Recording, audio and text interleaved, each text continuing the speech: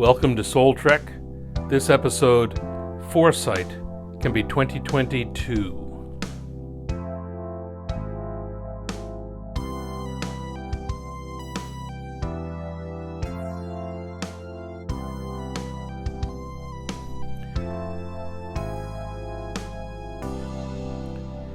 One of my favorite comedians is a fellow by the name of Stephen Wright. He was quite popular probably about 30 years ago or something like that. He was a deadpan comedian. He might still be touring, I have no idea. But he had a deadpan delivery. And I think you could also categorize him as a surrealist. I mean, if he painted paintings, he would probably have painted paintings of melting clocks. So there's a sort of a surrealism to his humor as well. And it's almost one-liners, so he kind of fit in those three categories. One of my favorite jokes of his was he declared himself to be a peripheral visionary. And he said that meant he could see into the future, but only way off to the sides. Last Sunday, I challenged St. Paul's congregation to but to have a new vision. The vision we currently have dates back to 2006. So it's probably, even though we've reviewed it, it's probably time for us to have a new vision.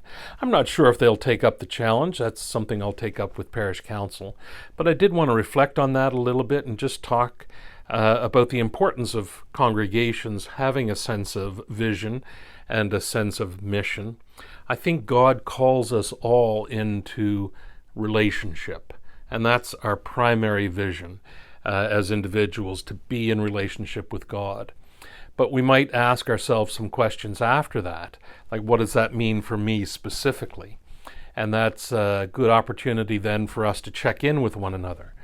Throughout my time as an Anglican priest, actually early in my career, probably my first year, a senior priest asked me what my vision was, what my personal vision was, what my mission was as a Anglican priest. And I didn't think I had one, really, beyond figuring out what it was that I was doing. So I take that seriously, and every year I develop a kind of vision for myself, something I'm going to focus on through my sermons or whatever.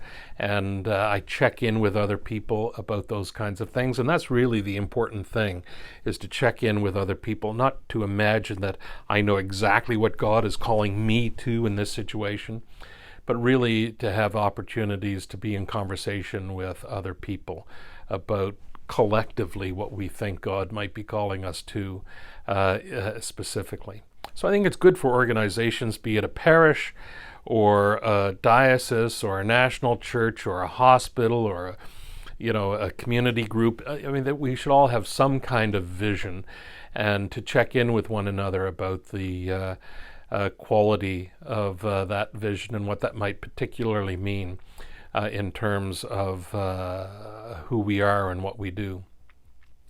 So I think that primary invitation that God issues to be in relationship with God affects our relationship with other people. In fact, it affects our whole our relationship with everything.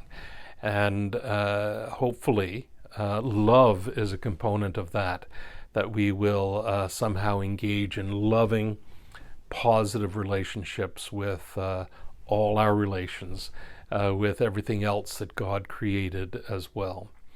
So I think that's really an important element of who we are as people in relationship with God. And it's important for us to have a clear vision, a clear sense of purpose of what we are about as a community.